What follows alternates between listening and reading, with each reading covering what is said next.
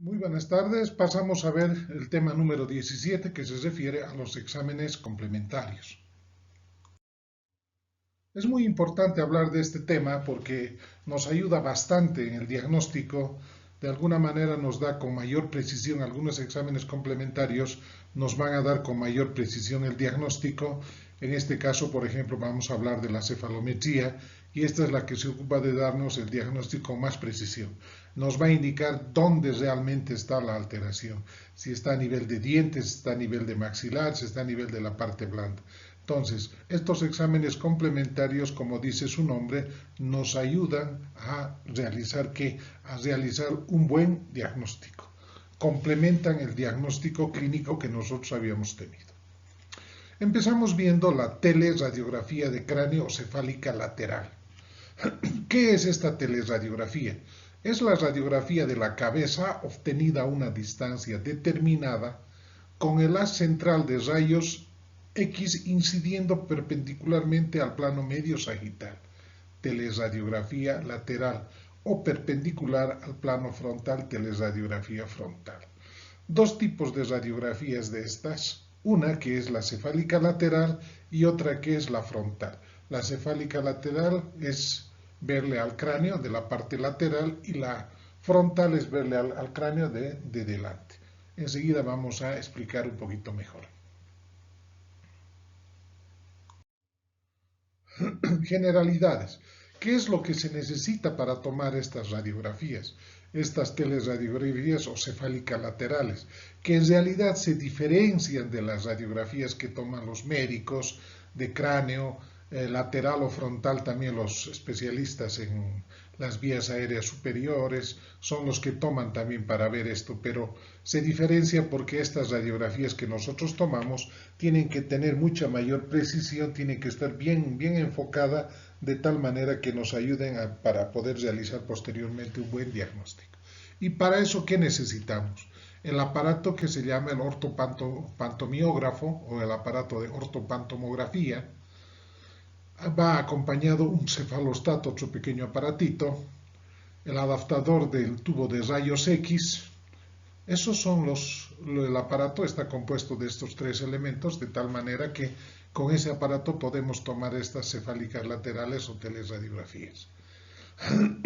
La distancia focal, es decir, la distancia del objeto al aparato, tiene que tener como norma de 1.5 a 2 metros de distancia. Esa es una norma que se tiene, vamos a explicar enseguida por qué razón.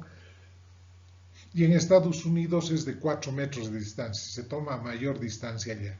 La razón de esta distancia es para que tengamos una imagen más nítida, más clara, más real. Si esto acercamos más va a ser una imagen falsa, una imagen que está completamente elongada. Por lo tanto, se ve más o menos que entre 1.5 a 2 metros las variaciones no son muchas y va a ser más precisa cuando más se separe del objeto al aparato. Por eso es que en Estados Unidos toman de 4 metros de distancia, de tal manera que tienen unas imágenes más precisas para poder realizar el diagnóstico. No están elongadas, no están alargadas las estructuras, de tal manera que es más precisa. Estas dos razones que vamos a mencionar acá son la razón por la cual se toma esta distancia. Cuanto menor es la distancia objeto-placa y cuanto mayor la distancia foco-objeto, la imagen obtenida es más nítida y de tamaño más real. Cuanto menor es la distancia objeto-placa, que es lo que estamos queriendo decir aquí, que la cabeza la cabeza sería el objeto, debe estar lo más pegada posible a la placa. Por eso decimos cuanto menor es la distancia objeto-placa, tiene que estar casi en contacto. Eso es lo ideal para tomar estas radiografías. Y cuanto mayor la distancia foco-objeto, es decir, que el aparato de rayos tiene que alejarse, hemos dicho que existe una medida estándar que puede ser de 1.5 a 2 metros y en Estados Unidos 4. Entonces, cuando esta distancia sea mayor, el foco del aparato esté más alejado del objeto, entonces nos va a dar que la imagen obtenida es más nítida y de tamaño más real. Si nosotros acercamos el aparato se está elongando. Es por esa razón que se debe tomar en cuenta estas características que estamos mencionando para que la radiografía esté bien tomada. Este es el aparato que estamos viendo. Todos ustedes lo conocen y han debido ver en sus prácticas. Acá está el aparato. Con este mismo aparato se toman las radiografías panorámicas. Y acá está el cefalostato que estamos viendo, que hemos mencionado. El cefalostato y el prolongador de rayos X también para poder sacar acá.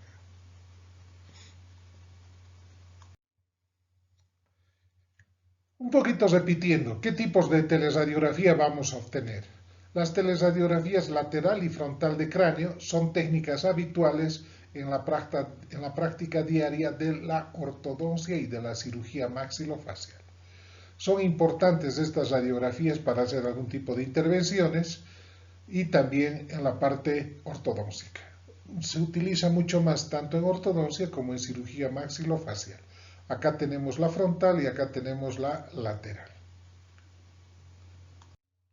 Teleradiografía lateral. Es la radiografía lateral de la cabeza donde el haz de rayos incide perpendicular al plano medio sagital de la cabeza del paciente. Hemos hablado ya del plano medio sagital. Este haz de rayos va a entrar de forma perpendicular a nivel del conducto auditivo externo. Está yendo perpendicular, como están viendo a la imagen, completamente perpendicular al plano medio sagital. Y de esa manera tenemos este tipo de radiografías, teleradiografía lateral o cefálica lateral de cráneo. ¿Para qué nos sirve esta? Para hacer una relación de las estructuras de los huesos del cráneo, de los huesos de la facies, huesos faciales y también de los dientes dentarios. Y por qué no decir también de la parte blanda. Entonces se hace una relación de estos y de esa manera nos va a servir para analizar tanto los dientes, los huesos y también la parte blanda. ¿Qué es lo que vamos a ver acá? Las alteraciones más en sentido antero-posterior y también podemos ver las alteraciones en sentido vertical. Esas dos alteraciones podemos ver en este tipo de radiografías. Luego tenemos la teleradiografía frontal, que se llama así porque es la radiografía frontal de la cabeza donde el haz de rayos incide perpendicularmente al plano frontal. Para esta incidencia el paciente está orientado de espaldas al tubo de rayos, es decir, mirando hacia el chasis. Acá tenemos el plano frontal de tal manera que el rayo va a entrar ligeramente perpendicular, pero el nombre correcto que debía ser es postero-anterior. ¿Por qué? Porque el paciente está mirando al chasis, a la película radiográfica, y el rayo principal entra a nivel del occipital. Y de esa manera sale la imagen y se ve una teleradiografía frontal. ¿En qué casos solicitamos estas radiografías? De la misma manera también en casos de ortodoncia, en casos de cirugía, para analizar ¿qué? Alteraciones en sentido transversal, que puede estar habiendo atresias, puede estar habiendo diastolias. Para eso solicitamos estas teleradiografías frontales y también para poder ver las alteraciones en sentido vertical.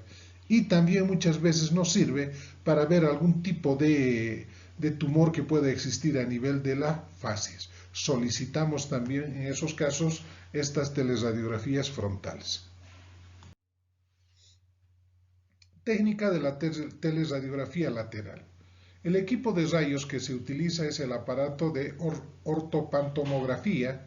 Suele llevar adaptado el equipo accesorios, como hemos mencionado, el cefalostato y el adaptador del tubo de rayos X necesario para las teleradiografías. Empezamos viendo el cefalostato. El cefalostato está formado por tres partes: dos varillas verticales con olivas para las orejas, un indicador orbital y apoyo de Nasion para el ajuste de la cabeza vertical y horizontal, y el espacio para el chasis ajustable. Y acá tenemos, este es el cefalostato, estamos viendo ahí. Acá estamos viendo una de las varillas, estas van simétricamente, uno al lado derecho y al otro lado izquierdo, unas varillas completamente verticales que bajan y se van a introducir ¿a dónde? Al conducto auditivo externo, que terminan en unas olivas, uno al lado derecho y otro al lado izquierdo. La otra parte es el indicador orbital o apoyo de Nasion, que lo tenemos acá, que va a ir al punto Nasion. ¿Dónde se encuentra el punto Nasion? El punto Nasion se encuentra en la raíz de la nariz, es decir, en la unión de los del frontal con los huesos propios de la nariz. A ese nivel, en la sutura de estos dos huesos se encuentra el punto nacio. Tenemos acá la prolongación que va a ir a tomar apoyo. Luego tenemos el espacio para el chasis ajustable. Acá están viendo, acá está el chasis. La ventaja de este chasis es que se puede desplazar, se puede alejar y se puede separar del objeto que sería la cabeza. De esa manera. ¿Cómo funcionan estos? Estas varillas verticales, ¿qué es lo que van a hacer? Al entrar al conducto auditivo, están haciendo que el paciente no pueda girar la cabeza. ¿Por qué? Porque está sujetando estas varillas a la cabeza. No puede rotar, no puede hacer los movimientos de verticalidad, por lo tanto está completamente pues fija la cabeza. Y este otro elemento, el indicador orbital, ¿qué es lo que hace? Este va a bajar acá de tal manera que se fija en el punto nacio y el paciente no va a poder subir ni bajar la cabeza. Entonces nosotros colocamos al paciente en su posición correcta y estos muchas veces son automáticos que van ajustando y van presionando ligeramente al paciente para que éste no pueda mover, tanto en sentido horizontal como en sentido vertical. Y al final tenemos el espacio para colocar la película donde va a estar el chasis. Ahí tenemos la posición del paciente. El paciente se coloca erguido y paralelo al portapelículas en el centro del cefalostato. Fíjense, está en el centro del cefalostato. Se regula la altura de las olivas, se introduce las olivas en los conductos auditivos, están en los conductos auditivos. Se busca el paralelismo del plano de Frankfurt con el suelo manejando al paciente. Habíamos comentado ya en algunas clases que para la toma de radiografías el único plano que se utiliza es el plano de Frankfurt. ¿Por qué? Porque es el que orienta lo más correctamente posible en sentido vertical la posición de la cabeza. Este plano orbital de Frankfurt tiene que estar paralelo con el piso en el que está apoyada o parada la paciente. ¿Cuáles son los puntos que se toman en cuenta para el plano de Frankfurt? Hemos dicho los dos suborbitarios y los puntos porios. Se unen esos 4 puntos y tenemos el plano de Frankfurt. En base a este plano de Frankfurt vamos a poder nosotros orientar la cabeza y de esa manera poder tomar la radiografía. Para ir colocando en su posición correcta, al paciente se le sujeta del mentón y se le va bajando. Si queremos bajar, si queremos subir, enseguida vamos a ver con el láser del aparato, vamos disparando de tal manera que vamos colocando en su posición correcta. Y fíjense, el láser nos está indicando dos posiciones. Una línea vertical que nos está indicando el plano medio sagital y el otro que nos está indicando al plano de Frankfurt. Tiene que coincidir. Si el paciente está ligeramente más con la cabeza hacia abajo, del mentón se sujeta y se sube ligeramente un poquito o se baja, dependiendo para que llegue a coincidir el plano de Frankfurt con el láser del aparato. Y una vez que hemos conseguido que coincidan estas líneas, se inmoviliza la cabeza desplazando el apoyo de nacio. Esta varillita lo presionamos, lo ajustamos para que el paciente no pueda alterar la posición de la cabeza. Y finalmente se aproxima el chasis. Esto aproximamos lo más cerca a la cabeza del paciente. Y otra cosa importante, antes de que se proceda al disparo del rayo, las arcadas deben mantenerse en oclusión. Una cosa muy indispensable. Si las arcadas están en estado de reposo, no nos sirve esa radiografía. Las arcadas deben mantenerse en oclusión. De esa manera se ha producido pues el disparo, y el disparo tiene que entrar directamente. Hemos dicho que es perpendicular para sacar una cefálica lateral, hemos dicho que tiene que ser perpendicularmente al plano medio sagital. El haz principal se dirige al conducto auditivo externo. Y lo correcto de esto es que tendría que entrar por el conducto auditivo externo del lado derecho y salir por el lado izquierdo. Es decir, los dos conductos auditivos deben coincidir. Es importante acá en esta radiografía la precisión que vayamos a tomar. ¿Con qué finalidad? Con la finalidad de que tengamos una sola imagen. Porque si nosotros no tuviéramos este aparato que es el cefalostato, el paciente podría rotar ligeramente la cabeza a la derecha o a la izquierda y cuando saquemos la radiografía vamos a tener doble estructura. Me estoy refiriendo. por ejemplo, dos ramas de la mandíbula, una que está delante y otra que está atrás. Y no nos sirve ese tipo de radiografías. Lo que queremos es que la del lado derecho coincida con el del lado izquierdo y de esa manera tengamos solamente una imagen, como si tuviera solamente una y no dos. Por eso decimos que las estructuras óseas deben coincidir de tal manera que no tengamos sobreposición de imágenes.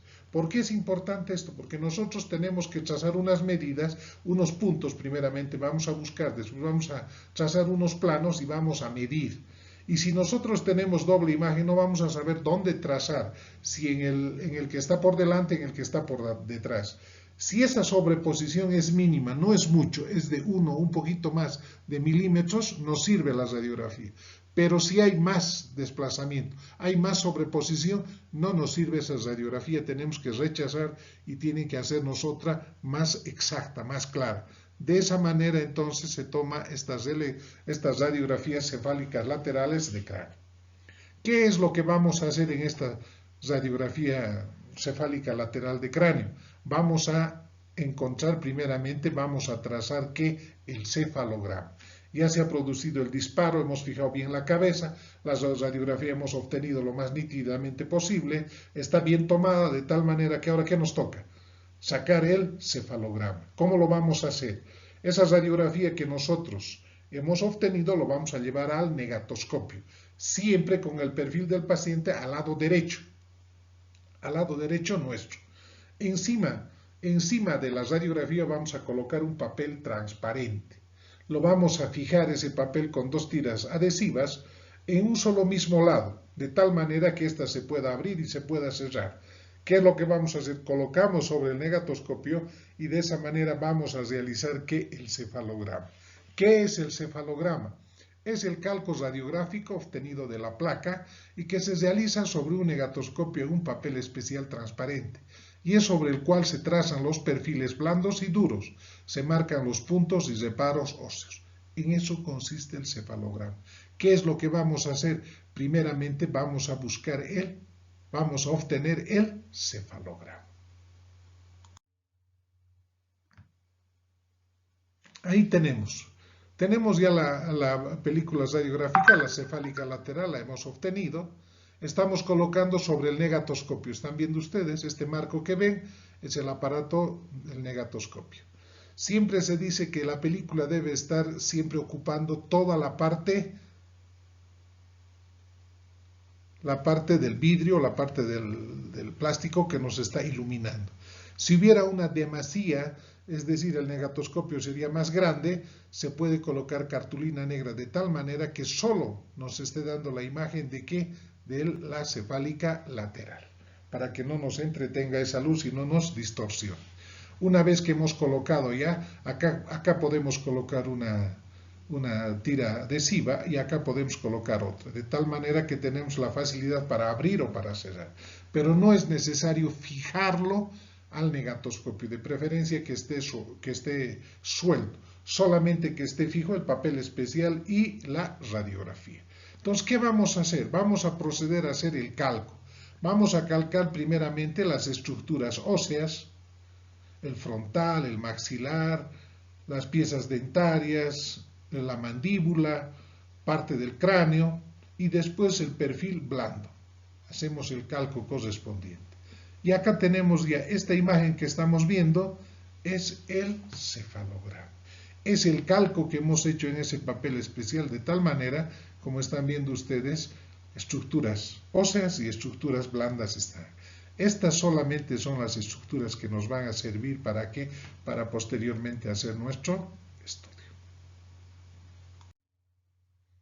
Montaje del papel de trazado sobre la radiografía. La teleradiografía lateral se coloca sobre el negatoscopio con el perfil orientado hacia la derecha. Aquí está, el perfil está orientado hacia la derecha. Sobre la teleradiografía pegamos un papel transparente. El más indicado es el papel Ultrapan, que tiene una cara lisa, que es puesta contra la radiografía y la otra áspera, hacia el profesional, donde va a diseñar las principales estructuras anatómicas. Una cosa muy importante, el papel tiene dos caras. La una es lisa, que debe debe estar coincidiendo sobre la película radiográfica. Y la que es ligeramente un poquito áspera debe estar hacia el profesional. Ahí es donde va a realizar los trazados correspondientes el profesional, va a hacer el cefalograma y posteriormente hará la cefalometría.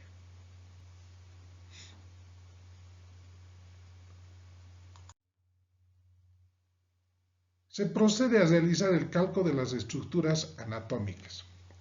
Primeramente vamos a hacer el cálculo de ¿qué? De la silla turca. Acá están viendo la silla turca. La silla turca, ustedes saben, se encuentra en el esfenoides, donde se aloja ¿qué? La hipófisis. Primeramente vamos a calcar el borde anterior, el borde inferior y el borde posterior. Esta silla turca se encuentra a nivel del plano medio y se encuentra en el centro del cráneo. La primera estructura que se calca es la silla turca. Posteriormente la glabela y los huesos nasales. Acá tenemos el frontal y los huesos propios de la nariz. Una parte del frontal y los huesos propios de la nariz, que tienen el aspecto de un pico de pájaro. Solamente esas dos estructuras hacemos. El meato auditivo externo.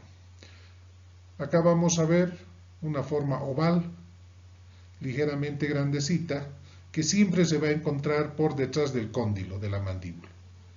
Este es el meato auditivo externo. Existe también el meato auditivo interno, que está un poco más arriba y es más pequeñito. Pero a nosotros nos interesa el meato auditivo externo, de forma oval, y por detrás siempre va a estar del cóndilo.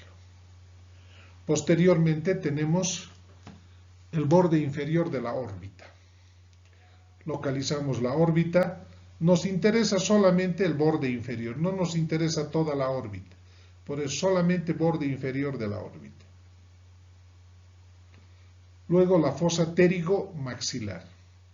La fosa pterigomaxilar está formada por las apopterigoides y por el maxilar. Tiene la semejanza a una gota de agua invertida. Esta que están viendo, esta es la fosa pterigomaxilar. Similar a una gota de agua, pero completamente invertida. Lo compone el maxilar y las apopterigoides. Luego tenemos el calco del maxilar. Primeramente, el borde superior de la espina nasal posterior a la espina anterior. Trazamos. Esta parte superior del maxilar es la base también de ¿qué? De las fosas, el piso de las fosas nasales. Hasta la espinal anterior, de la espinal anterior bajamos, ligeramente es cóncava, hasta el cuello de la pieza dentaria. Pasamos al otro lado del cuello, se dirige ligeramente hacia arriba y va a ir ligeramente hasta la espina posterior. El calco del maxilar. Luego hacemos la mandíbula, también del cuello de los incisivos, la parte más vestibular de la sínfisis mentoniana, borde inferior del cuerpo, ángulo, borde posterior de la rama y hasta el cóndilo. Otra cosa que también acá se debe hacer el calco es el borde anterior y el borde posterior de la sínfisis mentoniana, reborde vestibular y reborde lingual de la sínfisis mentoniana. Después nos toca hacer el perfil blando. Desde la frente más o menos, desde el frontal, bajamos, raíz de la nariz, punta de la nariz, contorneamos la nariz, labio superior, labio inferior, bajamos hasta el mentón. Hemos hecho el calco del perfil blando. Y finalmente los dientes. Los dientes que nos interesan, ¿cuáles son? Los incisivos centrales superiores e inferiores y los primeros molares. Solamente esas piezas dentarias nos sirven. Repito, incisivos centrales superiores e inferiores y los primeros molares permanentes. La corona y la raíz. De preferencia siempre hay que hacer el calco en los incisivos que están con mayor vestíbulo versión. y hay que tener un poquito de cuidado que también sea de esas piezas dentarias la raíz que estamos trazando. De esa manera se hace el calco de las estructuras anatómicas. Este calco, desde luego, lo vamos a hacer con un lápiz muy finito. De preferencia no se debe repetir, de preferencia no se debe alzar la mano. Vamos haciendo un solo trazo. Lo correcto es ya, cuando uno está aprendiendo puede borrar un poquito, pero lo correcto es no borronear también. ¿Por qué? Porque el papel se mancha. Y de esa manera hemos obtenido ¿qué? Nuestro cefalograma. Acá ahora, ¿qué vamos a hacer? Vamos a localizar los puntos craniométricos, los puntos cefalométricos, y después vamos a pasar a hacer que la cefalometría. ¿Qué es la cefalometría?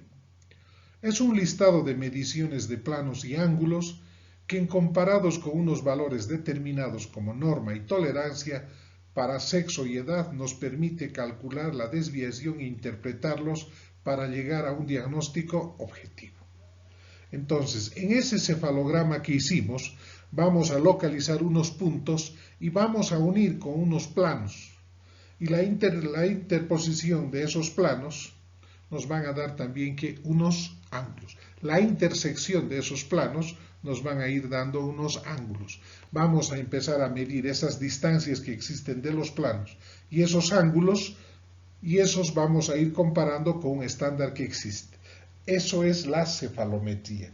El medir, el sacar esas medidas, es lo que se llama la cefalometría. Como verán, ¿qué era el cefalograma? Esta es la cefalometría. Estamos trazando estos planos.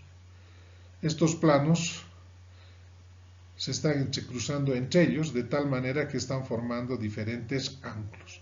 Nosotros vamos a medir estos ángulos, estas medidas lineales que se han formado, y en base a esas mediciones de los ángulos y de esas distancias es que vamos a poder llegar a un diagnóstico exacto, a un diagnóstico preciso.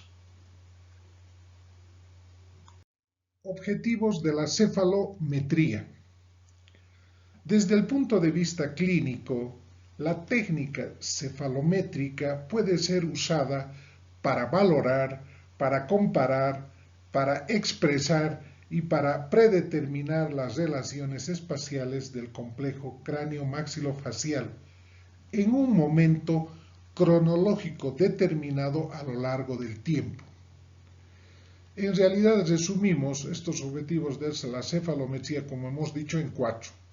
La primera sería la valoración del crecimiento, la segunda la comparación de la morfología, el tercero el análisis morfológico y el cuarto la predeterminación del resultado.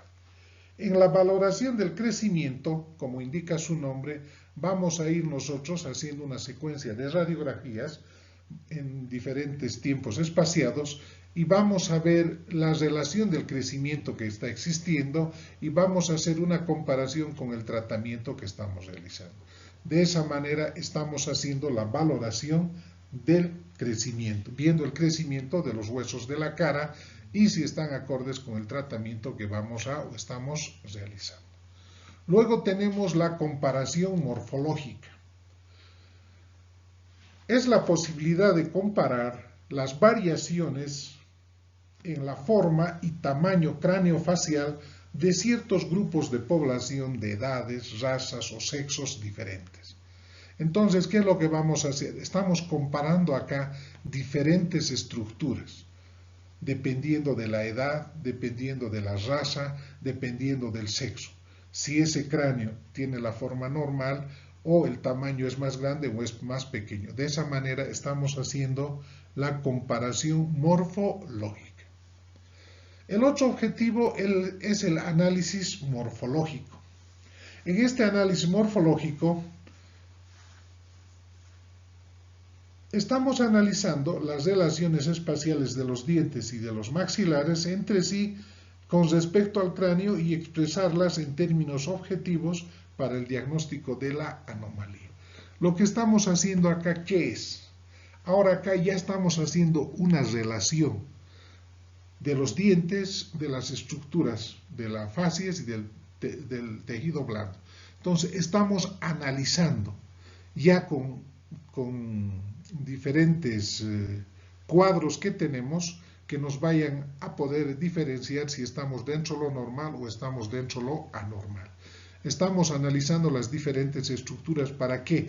Para dar un diagnóstico completo y decir, acá es donde está la alteración, esto es lo que está fallando, a nivel de dientes, a nivel de maxilares o a nivel de la parte blanda. Estamos haciendo el análisis morfológico. Para posteriormente, ¿qué hacer? La predeterminación del resultado. En la predeterminación del resultado, ¿qué es lo que vamos a hacer? ¿Qué es lo que tenemos que corregir? ¿Cómo tenemos que variar? Entonces, para poder corregir lo que hemos encontrado en el anterior, acá estamos predeterminando. Tenemos que mover los dientes hacia adelante, tenemos que intruir los dientes, la mandíbula, tenemos que hacer una cirugía. ¿Qué estamos haciendo? Estamos predeterminando el resultado para de esa manera, pues, analizar cómo nos quedaría el tratamiento, el éxito del tratamiento. Esos son los objetivos de la cefalometría. Esos son los 4 objetivos, como repitiendo, de la cefalometría. Métodos cefalométricos. Estos métodos cefalométricos se refieren ya, existen muchos métodos, cada autor propone sus métodos para poder hacer los diferentes estudios cefalométricos. Estos métodos cefalométricos permiten al ortodoncista conocer mejor qué tiene el paciente, dónde está localizada la anomalía, cómo va a crecer la cara y qué pronóstico tiene la corrección ortodóntica. El clínico aplica un tipo de análisis de acuerdo con un método cefalométrico o combinando varios de ellos. El método cefalométrico constituye un conjunto de mediciones realizadas sobre la teleradiografía de perfil que nos permite analizar, localizar, comparar y pronosticar el tratamiento. En eso consisten los métodos cefalométricos. Como les decía, existen varios. Acá vamos a indicar algunos. Existen aquellos que se denominan análisis lineales, análisis angulares y análisis combinados. Los análisis lineales, ¿a qué se refieren? Que todas las mediciones que se vayan haciendo solo se van a hacer en milímetros. Se emplean mediciones directas o proyecciones que miden en milímetros o proporciones. En este grupo de análisis lineal se encuentran los métodos de Korkhaus, Swart, Billy, Borg y Sansuni. Estos son los métodos lineales, que para hacer el estudio cefalométrico toman en cuenta que solamente medidas lineales en milímetros. Luego tenemos los análisis angulares.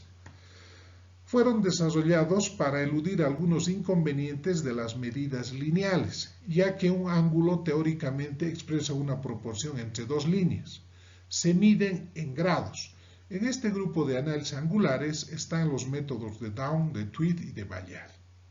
Esos son los métodos lineales angulares. Pero existe otro tercer método que combina tanto los lineales como los angulares, análisis combinados. Algunos métodos combinan las mediciones lineales y angulares, tales como el de Steiner, Holdaway, Rickett, Cervera, Burtoni, Legan, Yarabak y McNamara.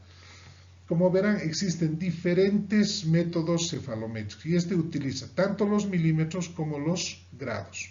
De esa manera se hacen las mediciones cefalométricas. No es necesario, existen muchos autores, no es necesario conocer de todos. Hay que tratar de ver uno o dos y con eso manejarse y con eso ya uno puede llegar a un buen diagnóstico. Pero si conoce más, mucho más, pero no es necesario. Nosotros vamos a ver la cefalometría solamente de Steiner. ¿Sí? Steiner da a conocer su estudio cefalométrico el año 1953. Lo corrige, modifica, añade el año 1959 y de ahí da a conocer su estudio cefalométrico. Decía él, definición de cefalometría, conjunto de mediciones realizadas sobre la teleradiografía. Es una técnica que permite medir el cráneo, la cara, los maxilares, la posición dentaria y estructuras blandas. Estudia el crecimiento y desarrollo de los huesos de la cara y el cráneo. Predice el crecimiento y resultado del tratamiento.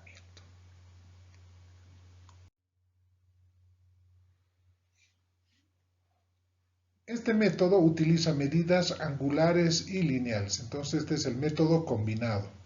Utiliza como plano fundamental el SN, silla turcanacium, para considerarlo inamovible y estar situado en el plano medio sagital de la cabeza. Steiner hemos visto que el año 1953 lo propone y el año 1959 lo amplía. ¿Qué es lo que hace Steiner? En ese año, entre el 53 y el 59, surgen otros autores que proponen diferentes estudios cefalométricos y Steiner, ¿qué es lo que hace? Va viendo de alguno de ellos para ir completando ese estudio que él hacía, de esa manera para que se llegue a un diagnóstico más preciso. Saca de algunas medidas de sus estudios cefalométricos y él los introduce al de él. Y de esa manera lo publica ya el año 1959. Como decíamos, este estudio cefalométrico se basa sobre un plano, el plano silla turcanacium, el plano SN. En principio él quiso utilizar el plano de Frankfurt, pero no se localizaba muy bien los puntos craniométricos en el cráneo, eran un poco difíciles, por lo tanto cambia. Pero sí él utiliza el plano de Frankfurt para tomar la radiografía, pero para hacer su estudio cefalométrico utiliza el plano silla turcanacium. Este plano para él representa la base del cráneo. Además, él indica que es completamente inamovible porque se encuentra en la base y en el plano medio sagital de la cabeza. Se utiliza en ortodoncia para el diagnóstico, evolución y resultado del tratamiento. Hemos dicho la cefalometría para valorar el crecimiento, analizar radiografías antes, durante, al final. La desventaja de esta técnica es que no tiene valores en el plano transversal. Solamente analiza la cefalometría en el plano antero-posterior. Puntos craniométricos. Se denominan así ciertos puntos situados sobre la cabeza ósea, anatómicamente bien definidos y que se utilizan como reparo en antropología y ortodoncia para determinar las relaciones craneofaciales. Resumiendo, estos puntos craniométricos se encuentran en el cráneo. En un cráneo podemos ir viendo todos estos puntos craniométricos. Luego tenemos los puntos cefalométricos. Los puntos cefalométricos son los que están localizados en el vivo, en las teleradiografías de frente y de perfil. En cefalometría, por supuesto, se utilizan también puntos antropológicos. Entonces, los puntos craniométricos son aquellos que están en el cráneo. Los puntos cefalométricos son los que vamos a localizar ¿dónde? En las radiografías, en las personas que estén vivas, en sus radiografías que hemos obtenido. Ahí directamente la diferencia. Los craniométricos en el cráneo, los cefalométricos en la radiografía cefálica lateral. Ahí es donde vamos a trazar. Muchas veces llegan a ser también estos puntos craniométricos, pero muchas veces no llegan a ser.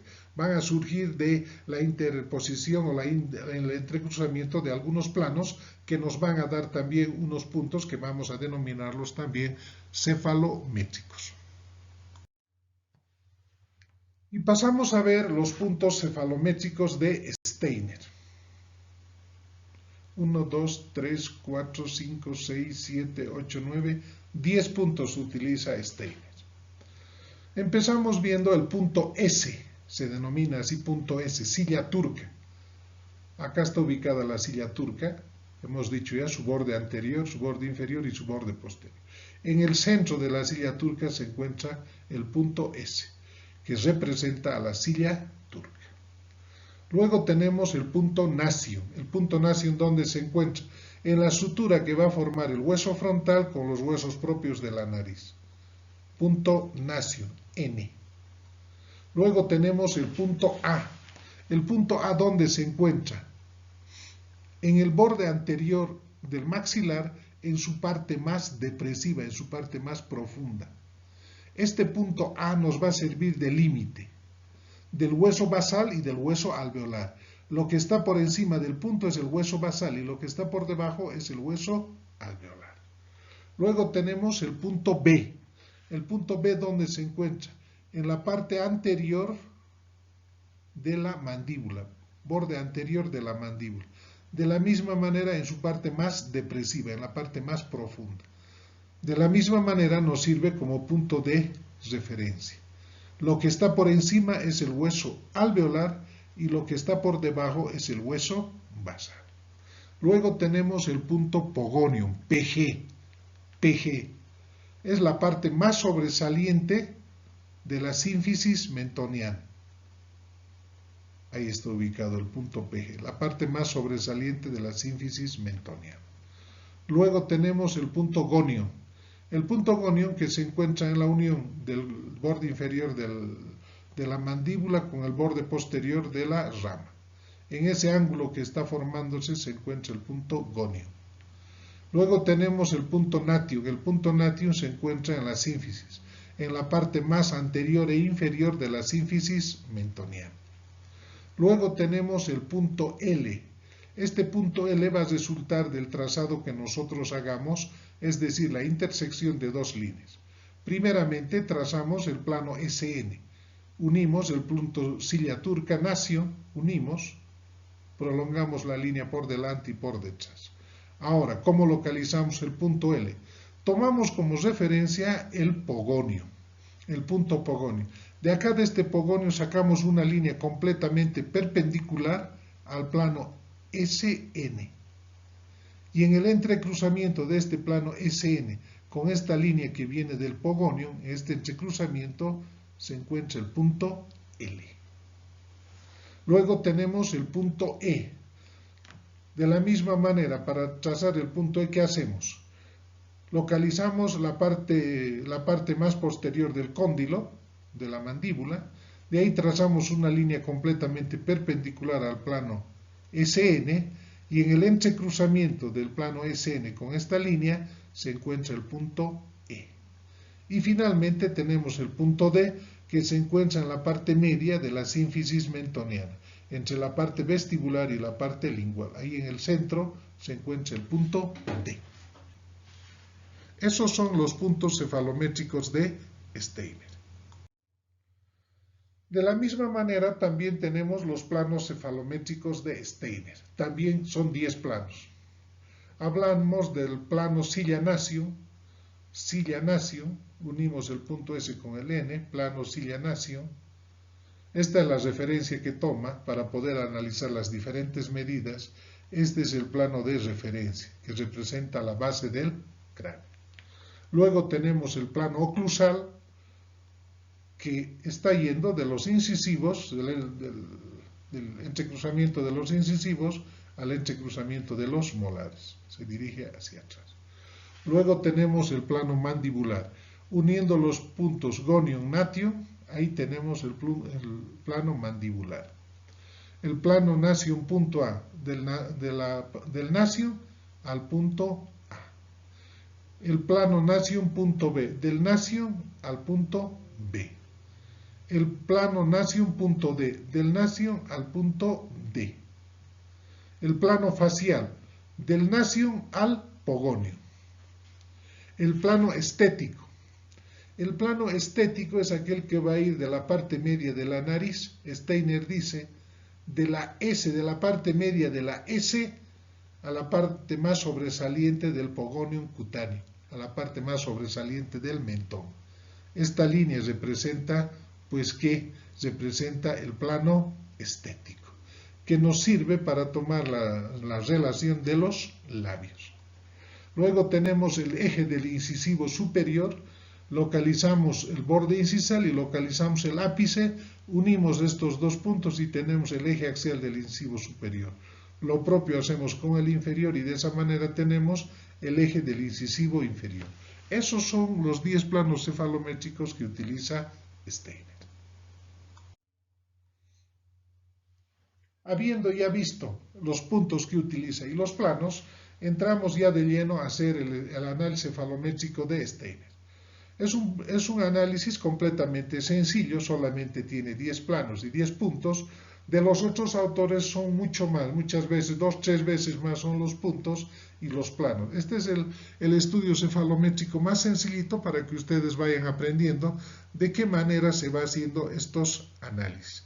Y en este análisis cefalométrico de Steiner, hemos dicho que es combinado, vamos a analizar vamos a hacer una correlación de 3 análisis.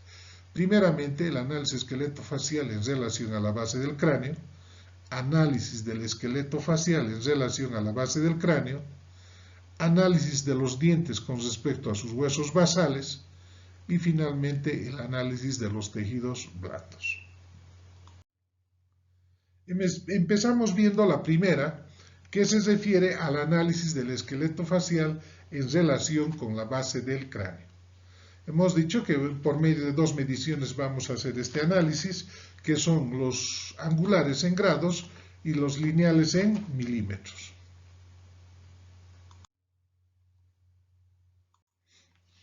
Empezamos viendo el ángulo SNA.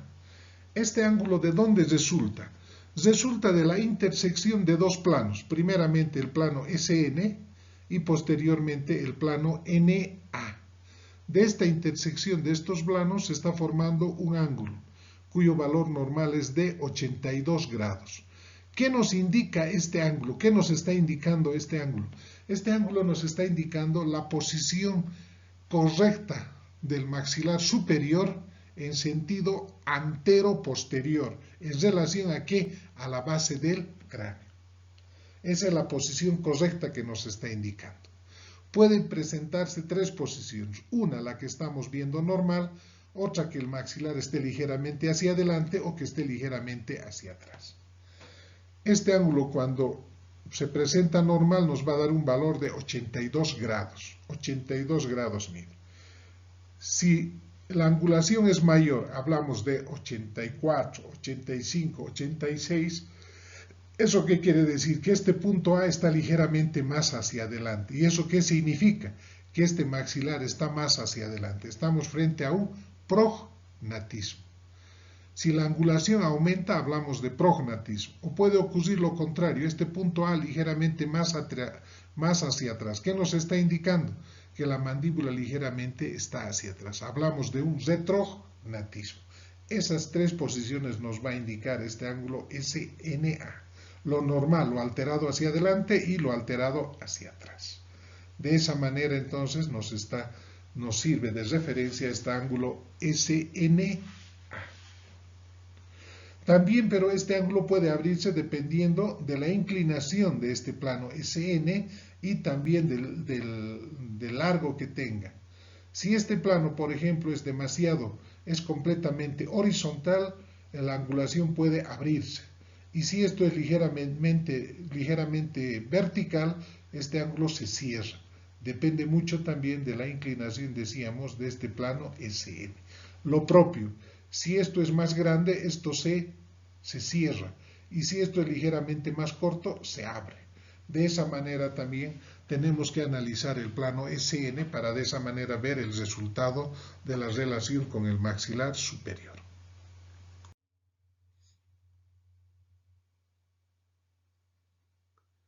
Ángulo SNB, 80 grados. Resulta de la intersección de 2 planos, del plano SN y del plano NB. La intersección nos está dando un ángulo cuyo valor normal es 80 grados. ¿Qué nos indica este ángulo? Nos está indicando la posición correcta en sentido antero-posterior de la mandíbula en relación a ¿qué? A la base del cráneo. Lo propio, 3 posiciones. Si el ángulo se abre, estamos frente a un prognatismo mandibular. Es decir, si va a ser 84, 85, 86, estamos frente a un prognatismo. De lo contrario, si el ángulo se cierra, estamos frente a un retrognatismo. Y de esa manera, si esto se va adelante, el superior o el inferior, vamos a tener una clase 2 esquelética o una clase 3 esquelética, ¿sí? Eso es lo que nos va a indicar esto, haciendo siempre una correlación de los ángulos, del ángulo SNA y del ángulo SNB, no solamente tomando en cuenta uno de ellos. De esa manera vamos a ver esa relación que está existiendo. Y de esa manera determinamos también si estamos frente a lo normal o estamos frente a una alteración. Lo propio, acá también tiene que valorarse la inclinación del plano SN y también la longitud del plano SN, porque nos puede variar como hemos indicado en el anterior. Luego tenemos otro ángulo que es el ángulo ANB. El ángulo ANB que normalmente es de 2 grados. Este ángulo, ¿qué nos está indicando? Este ángulo nos está indicando la discrepancia entre los dos maxilares. Vemos acá, trazamos el plano Nasion punto A y Nasion punto B. De tal manera que nos está indicando el resalte. Este ángulo nos indica el resalte maxilar. Es decir, qué maxilar está por delante. Resalte maxilar. Lo normal es que el maxilar superior esté por delante y el maxilar inferior esté por detrás. Por eso existe, este ángulo tiene una medida de 2 grados, medición de 2 grados. La intersección de estos dos planos nos está dando 2 grados. ¿Qué nos indica esos 2 grados? Que el maxilar superior está por delante del inferior con 2 grados hacia adelante. El resalte del maxilar superior. O también podemos decir la discrepancia, también se lo llama el ángulo de la discrepancia. Si nosotros medimos los anteriores dos ángulos y sacamos la discrepancia, vamos a ver que este es el resultado. Habíamos dicho que el superior es 82 y el inferior 80, la discrepancia es 2 grados. De ahí resulta que el maxilar superior está por delante. Repitiendo, lo normal siempre, este plano NA tiene que estar por delante. Pero en muchas circunstancias este plano NA va a estar por detrás. Entonces, ¿qué es lo que está pasando? Si este plano NA está por detrás, ¿qué es lo que quiere decir? Que la mandíbula está por delante, que el plano NB está por delante. Entonces, ¿estamos frente a qué? Frente a una clase 3 esquelética. Y esa angulación se mide con signo negativo. Ya no se mide con un signo positivo. El signo negativo nos está indicando que está habiendo un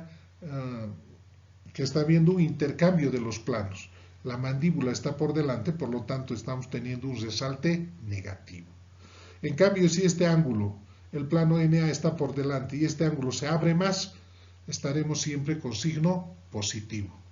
Más 4, más 5, más 6, más 7. ¿Sí? Cuando se invierte, hablamos de resalte negativo. De esa manera se va utilizando este ángulo ANB, que su valor normal es de 2 grados. Luego tenemos el ángulo SND. Ángulo SND, su valor normal es de 76 grados. Resulta de la intersección de dos planos, el plano SN y del plano ND. SN y ND. De esta intersección surge este ángulo. ¿Qué nos indica este ángulo? Este ángulo nos está indicando la posición correcta en sentido antero-posterior del cuerpo de la mandíbula, de este cuerpo, en relación a qué? A la base del cráneo. Nos está indicando esa posición. Lo propio, si este cuerpo va a ser más grande, este ángulo se va a abrir. Va a ser más de 76 grados. Si es más crecimiento, es más horizontal. Algunos autores dicen, está protruido. Lo contrario, cuando esto se cierre, van a decir retruido. Pero lo correcto sería decir prognatismo y retrognatismo. De esa manera, este ángulo nos determina también la posición correcta del cuerpo de la mandíbula. Luego tenemos la medida lineal SE. Medida lineal SE. Esta medida lineal SE es de 22 milímetros. Sobre el mismo plano SN prolongamos hacia atrás, trazamos, localizamos el punto S, el punto N, trazamos el plano y ahora trazamos ¿qué? Una línea perpendicular tomando como referencia que el borde posterior del cóndilo de la mandíbula, perpendicular al plano SN, y en ese entrecruzamiento se encuentra el punto E. Medimos esta distancia. Su valor normal es 22 milímetros. ¿Qué nos está indicando esta medida? Esta medida nos está indicando la posición correcta del cóndilo de la mandíbula en sentido antero-posterior. Esa es la posición correcta. Ahora, ¿puede esto disminuir o puede aumentar esta medida? ¿Cuándo va a disminuir? Cuando el cóndilo ligeramente se vaya hacia adelante, esta medida será menos de 22. Y si el cóndilo se va ligeramente hacia atrás, esta distancia aumentará, será más de 22. De esa manera se va tomando en cuenta esta relación. Dependiendo también, si la mandíbula va a girar en sentido a las manecillas del reloj, esta distancia va a disminuir. Si esta va a girar en sentido contrario a las manecillas del reloj, esta distancia va a aumentar. Medida lineal SE 22 milímetros. Tenemos la medida lineal SL 51 milímetros. ¿De dónde resulta esta medida? Trazamos el plano SN. Sobre este plano SN vamos a trazar una línea completamente perpendicular que venga del punto pogonio. En este entrecruzamiento de estos dos planos se encuentra el punto L. Medimos esta distancia de S a L. Lo normal debe ser 51 milímetros. ¿Qué nos está indicando esta medida lineal? Nos indica el tamaño efectivo del cuerpo de la mandíbula y la ubicación antero-posterior del pogonio con respecto a ¿qué? A la base del cráneo. Eso es lo que nos indica esta medida lineal. Si el crecimiento de la mandíbula va a ser más horizontal, esta medida lineal va a aumentar más de 51. Pero si el crecimiento es más en sentido vertical, esta distancia va a disminuir. De esa manera nosotros vamos viendo esa relación. Luego tenemos el ángulo SN gonium natium, que debe ser normalmente de 32 grados. Trazamos el plano SN, prolongamos ligeramente hacia atrás y luego trazamos el plano natium gonium. De la intersección de estos dos planos tenemos la formación de este ángulo, SN gonium natium, cuyo valor debe ser de 32 grados. ¿Qué nos está indicando este ángulo? Este ángulo nos está indicando la orientación e inclinación de la mandíbula. ¿En relación a qué? En relación a la base del cráneo. Eso es lo que nos indica esta angulación. En esta angulación también, ¿qué podemos apreciar? Si esta angulación es mayor a 32 y es menor a 32. Si es mayor a 32, ¿qué va a pasar? Estos puntos están más abajo. Por lo tanto, podemos decir que el crecimiento del esqueleto es más en sentido, especialmente de la mandíbula, es en sentido vertical. Por lo tanto, este ángulo se abre. Estamos frente a dólicos. Si por el contrario, este ángulo se cierra, estamos frente a braquis. ¿Por qué? Porque está habiendo mayor crecimiento en sentido horizontal. De esta manera, este ángulo nos está indicando eso y también nos indica con qué tipo de pacientes estamos tratando o qué tipo de paciente es el que tiene este estudio cefalométrico. Existe también una relación con estas medidas lineales, porque si el crecimiento va a ser más horizontal, estas medidas lineales pues van a ligeramente aumentar. Si por ejemplo esto es más horizontal, ¿qué va a pasar? Ligeramente la mandíbula va a rotar de abajo hacia arriba y de atrás adelante. Y este punto va a venir ligeramente más adelante. Por lo tanto, esta distancia SL aumenta. Y al rotar esto, al girar esto, ¿qué va a pasar? El punto E ligeramente se va hacia distal. De tal manera que cuando el crecimiento es más, estos puntos, estas distancias también aumentan. Lo contrario, si el crecimiento va a ser vertical, el ángulo se abre, es más de 32, este punto ya no va a estar ubicado y ligeramente más hacia abajo y atrás, por lo tanto esta medida lineal disminuye. Lo propio, el cóndilo también va a girar y esta medida lineal también disminuye. De esa manera entonces existe una relación de este ángulo SN gonium natium con los planos SE y SL. Y de esa manera nos están determinando también qué tipo de facies tiene el paciente, si es dólico o es braqui. Pasamos a ver el segundo análisis. Como verán, en este primer análisis que hemos terminado, solo hemos hablado de la parte ósea, no hemos hablado de la parte dentaria para nada. Entonces, la primera parte de este análisis nos permite solamente ver las alteraciones en la parte ósea. Ahora vamos a ver las alteraciones a nivel de los dientes. Análisis de los dientes con respecto a sus huesos basales. Lo vamos a realizar también por medio de dos mediciones, las angulares en grados y las lineales en milímetros. Empezamos viendo la distancia del incisivo superior al plano NA. Tenemos acá el incisivo superior y trazamos el plano NA. Y del borde incisal del incisivo superior, del borde incisal mismo trazamos una línea hasta el plano NA y medimos esta distancia. ¿Cuánto existe del borde incisal al plano NA en sentido horizontal? Vamos a tener que una medida normal de 4 milímetros. Esta es la distancia que existe del incisivo superior al plano NA, 4 milímetros. ¿Qué nos está indicando esta distancia? Nos está indicando la posición correcta del incisivo superior en sentido antero-posterior en relación a ¿qué? A sus huesos basales. Si esta medida aumenta, si esto aumenta, quiere decir que el incisivo está protruido. Si estamos hablando de 5, de 6, de 7 milímetros, el incisivo está protruido, se ha ido más hacia adelante. Si por el contrario hablamos de una medida 2, 1, quiere decir que el incisivo se ha retruido, está más hacia atrás. Luego tenemos el ángulo del incisivo superior al plano NA. Trazamos el plano NA, posteriormente trazamos el eje axial del incisivo superior. En el entrecruzamiento de estos dos planos tenemos la formación de un ángulo, el ángulo del incisivo superior, cuyo valor normal es de 22 grados. 22 grados.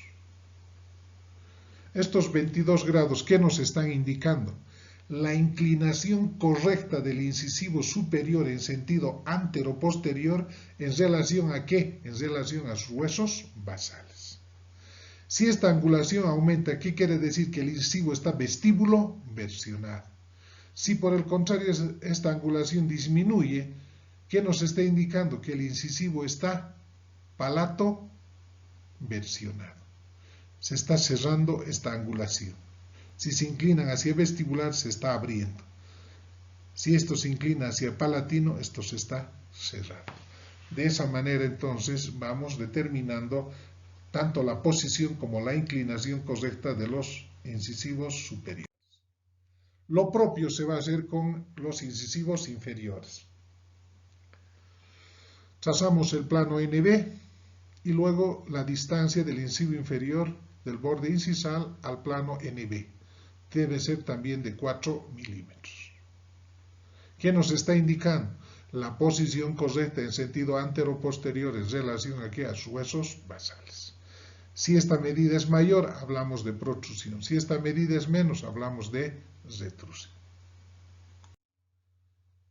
También acá existe el ángulo del incisivo inferior al plano NB. Trazamos el plano NB, trazamos el eje axial del incisivo inferior y se va a formar un ángulo cuyo valor normal es de 25 grados.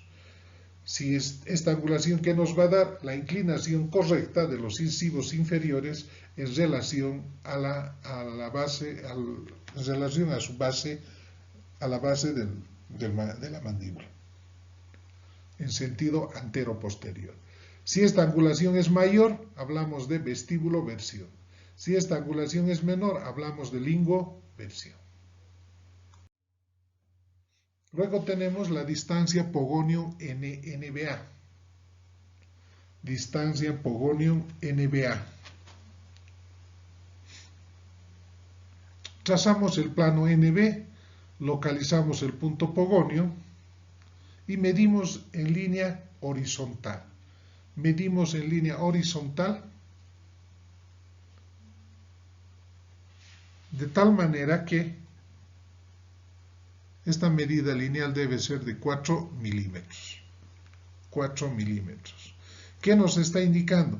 Nos está indicando la sínfisis mentoniana que esté en su posición correcta y que esté restableciendo la estética. Ligeramente tiene que estar 4 milímetros por delante. La posición correcta de la sínfisis mentoniana. Muchas veces, si esta distancia disminuye, quiere decir que la sínfisis está ligeramente hacia atrás. Y muchas veces aumentará que la sínfisis está muy sobresalida. Luego tenemos la relación de Holdaway. Relación de Holdaway.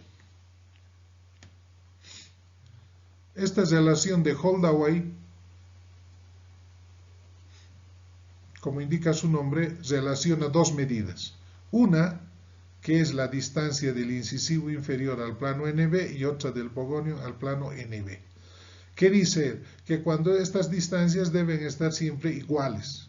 Acá 4 y acá 4. Y cuando existe eso, ¿qué está garantizado? Está garantizado aquí la inamovilidad de estos incisivos y también está garantizada aquí la estética en la sínfisis mentoniana. Por eso se habla que esto debe ser 1 a 1, es decir, la relación debe ser a iguales. Se puede aceptar hasta 2 a 1, ya si es más allá, quiere decir que está habiendo alteración, ya sea a nivel de la sínfisis, por lo tanto se acepta 1 a 1, iguales aquí y acá. Luego tenemos el ángulo interincisal o de Downs, que es de 131 grados. Este ángulo resulta de la intersección de los dos ejes axiales, del superior y del inferior. Estos dos están formando un ángulo cuyo ángulo tiene un valor normal de 131 grados. ¿Qué nos indica este ángulo? La inclinación correcta de los incisivos superiores e inferiores en relación a sus ejes axiales. Es interesante, acá esto nos sirve para analizar, por ejemplo, las clases 2, primera división, las clases 2, segunda división. Cuando hablamos de la clase 2, primera división, este ángulo estará completamente cerrado. Y si hablamos de una clase 2, segunda división, este ángulo estará completamente abierto. Luego tenemos el ángulo del plano oclusal. Ángulo del plano oclusal. Este ángulo del plano oclusal resulta de la intersección de dos planos, del plano SN y del plano oclusal. Este plano oclusal, ¿qué referencias toma? El entrecruzamiento de los incisivos y de los molares. Muchas veces puede haber acá mordida abierta, entonces mide la parte media del borde incisal superior a la parte media que va a existir de la distancia del borde incisal del superior al inferior. La parte media se toma como referencia. Y cuando hay la oclusión se toma en cuenta el entrecruzamiento. Este es el plano oclusal y este es el plano SN. La intersección de estos dos planos están formando un ángulo cuyo valor normal es de 40 grados. Esta inclinación del plano oclusal es en referencia a ¿qué? A la base del cráneo. Este plano oclusal se recomienda no alterar en los tratamientos de ortodoncia. ¿Qué nos está indicando? La inclinación del plano oclusal, de las caras oclusales de las pies del dedo. No tenemos que alterarlo. Si el ángulo se abre, quiere decir, si el ángulo se abre, acá también nos puede indicar una cosa, con qué tipo de facies estamos trabajando. Si el ángulo se abre, ¿qué quiere decir? Que el crecimiento es más vertical, estamos frente a pacientes dólicos. Si este ángulo se cierra, estamos frente a pacientes braquicefálicos, menos de 14. Repito, se recomienda no alterar esto, ¿para qué? Para tener una buena estabilidad de la oclusión. Luego tenemos la distancia del primer molar superior al plano NA. ¿Qué es lo que hacemos? Trazamos el plano NA, localizamos la cara mesial del molar y medimos en dirección horizontal. Esta medida debe darnos 27 milímetros. Si nos da así, quiere decir que el molar está en su posición correcta. Si esta distancia disminuye 23, 20, ¿qué quiere decir? Que este primer molar se ha ido hacia mesial. Si por el contrario esta distancia aumenta, ¿qué quiere decir? Que el molar se ha distalizado. Lo propio va a ocurrir en el molar inferior, distancia primer molar inferior. NB 23. Trazamos el plano NB, medimos de la cara mesial al plano NB. Debe medir en sentido horizontal, debe ser 23 milímetros. Si mide así, está en su posición correcta. Si es menos de 23, 20, 19, ¿qué nos está indicando? Que este molar se ha mesializado. Si por el contrario esta aumenta 25, 26, 25, ¿qué quiere decir? Que el molar se ha distalizado. De esa manera vamos viendo la relación normal de los molares. Y finalmente vemos el análisis de los tejidos blandos. Análisis de los tejidos blandos. Acá lo que nos interesa más analizar es la relación que va a existir de los labios con una línea que se traza que se llama la línea de la estética de Steiner. Steiner dice la nariz tiene la forma de S y toma como referencia el punto superior de la parte media de la S de Steiner y abajo el punto pogonium cutáneo, la parte más sobresaliente del mentón, la parte blanda. Se traza una línea uniendo estos puntos. Nosotros en la parte superior, para hacerlo más exacto, primero localizamos el punto nasal anterior, luego la unión de la nariz con el labio, el punto nasal inferior, y medimos la parte media y el punto nasal medio. De ahí sacamos directamente y se dirige al pogonio. Esta línea de la estética de Steiner debe tener una relación con los labios. Los dos labios, el superior y el inferior, deben estar en contacto con esta línea. Cuando eso ocurre se habla de normoquelia, pero muchas veces este está sobrepasando el superior o el inferior. En ese caso se habla de proquelia superior, proquelia inferior, si están sobrepasando.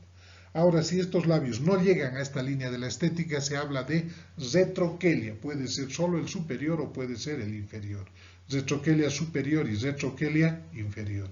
De esa manera nos está dando una relación de qué, de los labios, del perfil blando. Y con eso hemos terminado este análisis de Steiner. Acá hay un pequeño formulario donde se va tomando las medidas y se va haciendo las comparaciones con lo normal.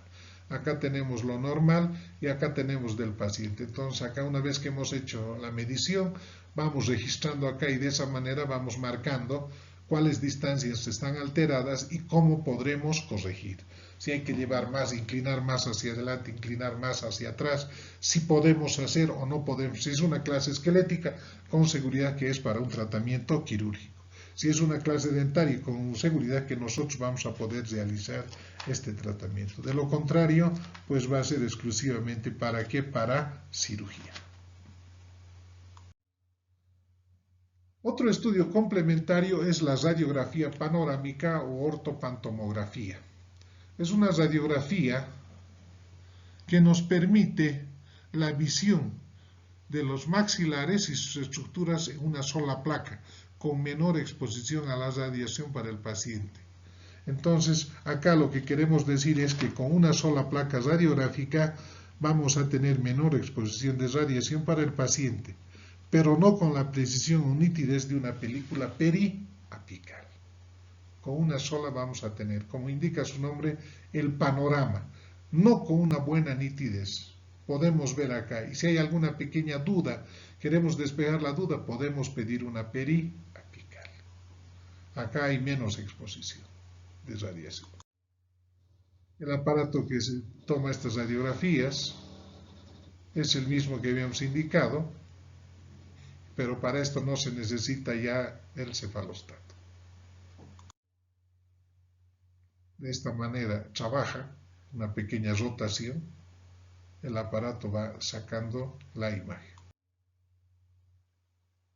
La posición del paciente, vean el láser del paciente, siempre tiene que morder un plástico de mordida, ¿no?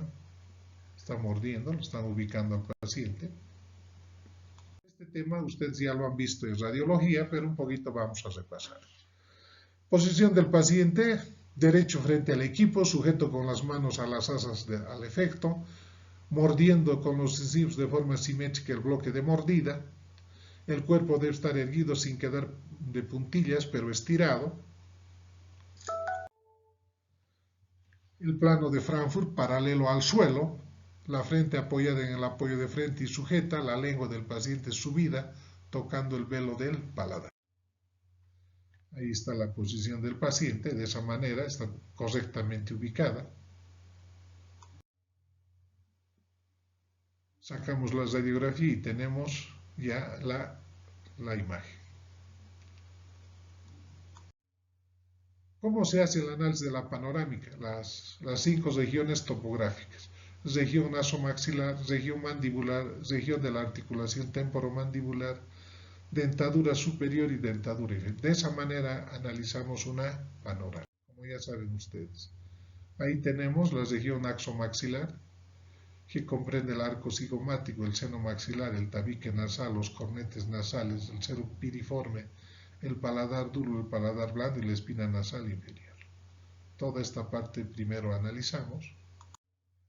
Después analizamos la parte mandibular, el cuerpo y la rama de la mandíbula, así como los tejidos blandos que los rodean. La región de la articulación ahora podemos ver, a pesar que no son muy nítidas las imágenes, pero nos sirve para ver. El cóndilo mandibular, la fosa del temporal, la apófisis coronoides, las regiones pterigoideas y la tuberosidad del maxilar. Ya entramos al análisis de la dentadura superior. Se debe registrar el número, la identidad, la posición y el estadio de formación de los dientes, estructuras alveolares, scripts dentales, reabsorción radicular, dientes caducos. Estamos viendo ya todos los dientes del maxilar superior. Y en el último, toda la dentadura inferior. Estamos analizando también el número, la identidad, la posición, el estadio, la formación de los dientes, estructura, dientes caducos. Eso es lo que analizamos. De esa manera se hace el estudio. Pero un poco en resumen, ¿qué es lo que nos interesa a nosotros en la panorámica, los que hacemos ortodoncia? La cronología de la erupción. Esa cronología de la erupción que esté en relación con la edad del paciente. Nosotros vemos la radiografía, cuántos años tiene el paciente y vamos viendo en boca si está viendo una relación de la cronología de la erupción con la edad del paciente. ¿Qué más vamos a ver en esa panorámica? Persistencia de temporarios, presencia de supernumerarios, agenesias. Esas cosas vamos analizando.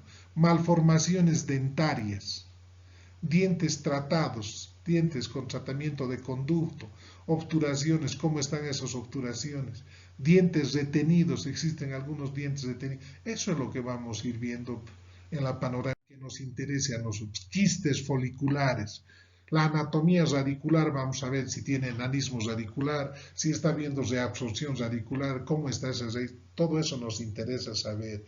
Si existe dilaceración, todo eso nos interesa saber para el éxito del tratamiento. Si existe anquilosis, ya hemos dicho cuando hablábamos de etiología, es un factor contrario a nosotros. Vamos a ver también si hay presencia de caries. Ya sabemos que para hacer un tratamiento de ortodoncia no debe haber caries, todo debe estar saneado, todo debe estar perfecto.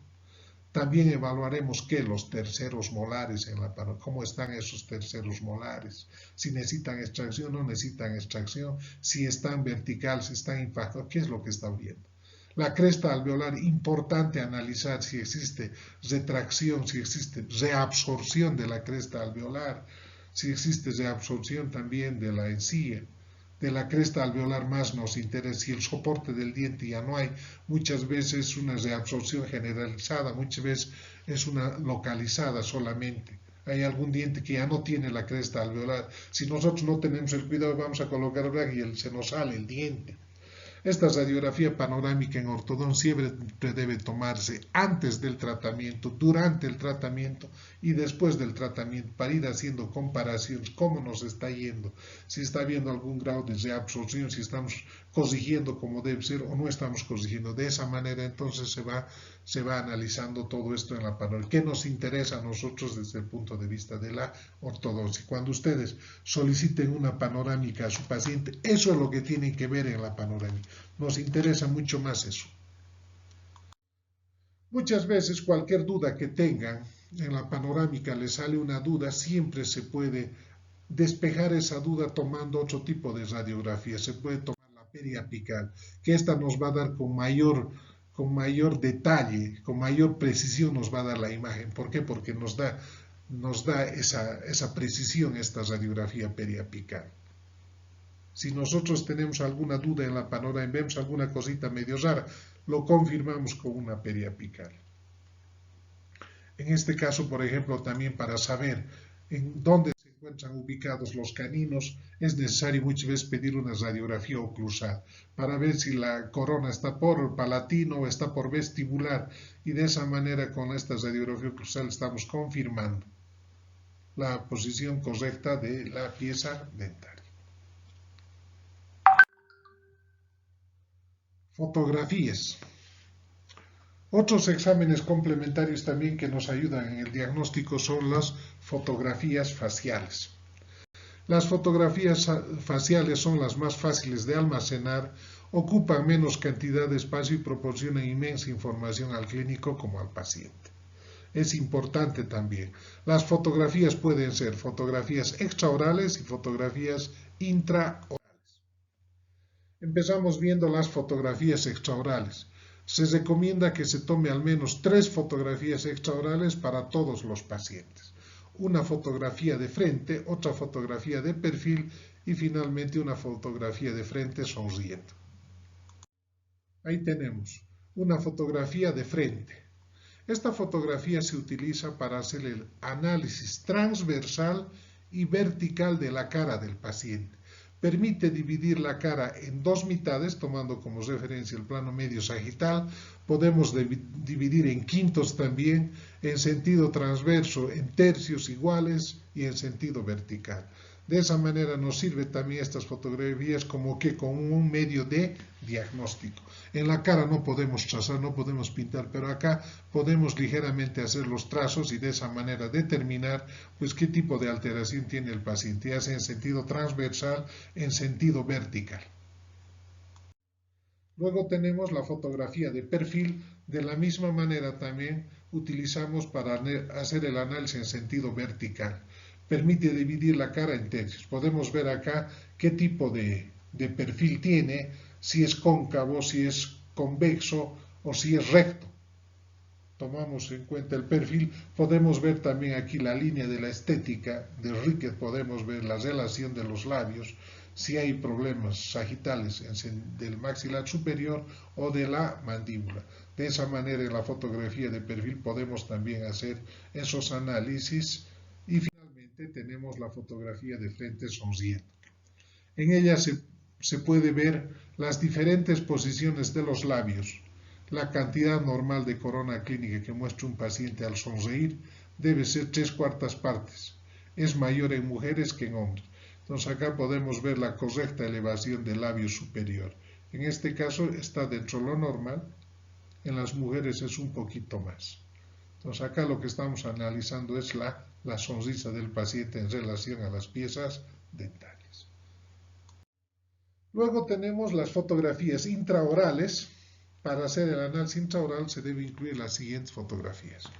Una foto de frente de la oclusión anterior para observar la sobremordida vertical, una foto lateral izquierda en oclusión hasta los molares, una foto lateral derecha en oclusión hasta los molares, una foto oclusal completa del maxilar o arco maxilar, una foto oclusal completa del arco mandibular. Esas 5 fotografías que las vamos a tomar, se toman estas fotografías con unos espejitos especiales que nos van a servir para poder ir haciendo que las primeras fotos, las que habíamos hablado, las extraorales, nos sirven para hacer el diagnóstico y también como un documento médico legal. Estas otras que estamos viendo también nos van a servir de alguna manera para ayudarnos en el diagnóstico y también como un documento médico legal. Empezamos viendo la foto de frente de la oclusión anterior. Hemos colocado separador de labios y estamos sacando una fotografía. Estamos viendo, ¿para qué se saca esta fotografía? Para ver la relación y simetría de las líneas medias, del maxilar y de la mandíbula, si están manteniendo esta simetría. También podemos ver la sobremordida vertical de los incisivos, es decir, para ver el overbite, si está normal o está alterado. Y también podemos ver la relación del plano oclusal del sector anterior con el sector posterior. Y finalmente, si existen algunos defectos y daños permanentes a nivel del esmalte, especialmente del sector anterior. Para eso nos sirve esta primera fotografía de frente de la oclusión anterior. Luego tenemos dos fotografías, fotografía lateral, izquierda y derecha, de ambos lados. ¿Qué cosa es lo que vamos a ver acá? Lo primero que vamos a ver acá es la relación canina, del lado izquierdo y del lado derecho, en ambas fotografías. La relación canina y la relación molar. Acá, por ejemplo, estamos viendo una clase 2. Acá estamos viendo también clase 2, fíjense. Esto es en el lado izquierdo, derecho, perdón, y esto es en el lado izquierdo. De la misma manera también es una clase 2. Nos sirve entonces para determinar la relación del canino y del molar a cada lado. Luego, otra cosa que vamos a ver acá es la intercuspidación de los segmentos bucales, acá. ¿Cómo está ahí esta intercuspidación? Eso analizamos. Luego también analizamos la relación del plano posterior con el plano anterior.